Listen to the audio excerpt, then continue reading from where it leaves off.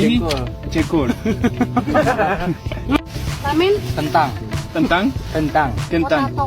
Pernahkah kalian membayangkan sedang berjalan sendirian di negara asing? Hari mulai gelap, kalian tersesat, dan tiba-tiba ada orang asing datang bukan untuk mengusir, tapi malah menawarkan tempat tidur di rumahnya secara gratis. Bagi banyak orang di dunia, ini terdengar seperti awal dari sebuah film horor, atau mungkin terlalu mustahil untuk jadi kenyataan. Tapi di Indonesia, hal ini adalah kejadian sehari-hari. Mari kita mulai dengan sebuah cerita tentang seorang pengelana asal Jepang. Bayangkan, dia sudah berkeliling dunia selama 5 tahun dan menghabiskan 5 bulan terakhirnya menjelajahi Indonesia. Mulai dari Aceh, awalnya dia hanya berniat berjalan santai, menikmati suasana tenang di sebuah kampung kecil. Tak ada rencana besar, hanya ingin melihat-lihat saja. Namun, rencananya berubah total saat ia melintas di depan sebuah rumah sederhana. Tanpa tanya nama, tanpa rasa curiga, seorang bapak yang sedang duduk di teras tiba-tiba melambaikan tangan dan berkata, "Mas, yuk mampir dulu." You from?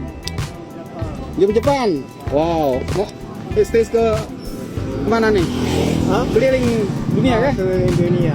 Oh, makan dulu, minum-minum ada suka yang ada. Makan gratis. Ada cake. Cake ada. Ada nasi.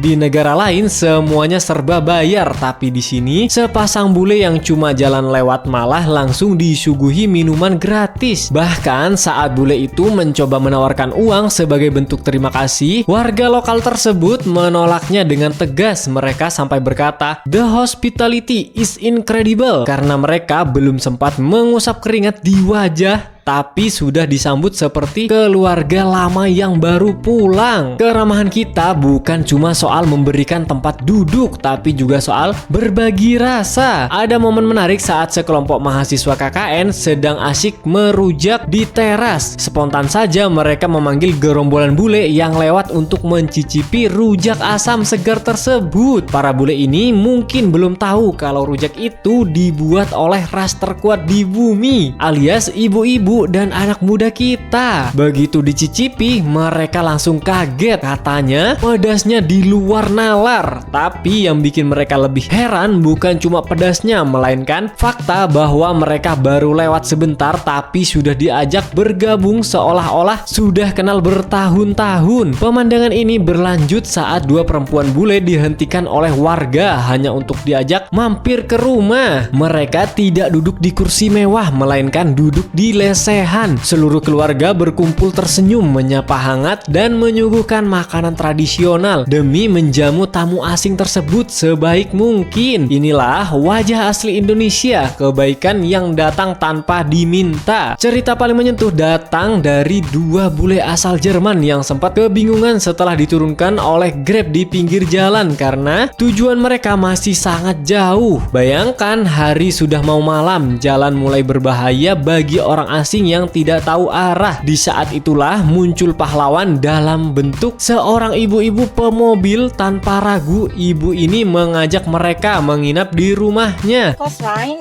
road very dangerous. Yes. You can stay in my home, and then tomorrow you can go. Oh, really? Yeah, sure. Diketahui ternyata dua bule asal Jerman itu diturunkan Grab di pinggir jalan, sebab mereka mau pergi ke tempat lain. Karena tempat yang mereka tuju masih jauh dan sebentar lagi malam dan nanti bahaya buat mereka. Jadi ibu-ibu ini pun ajak dua bule itu nginap di rumahnya. There, very near. Okay. Let's come on. Go inside. Yeah, sure. Why not? Sontak dua bule itu pun langsung mau dan langsung senang.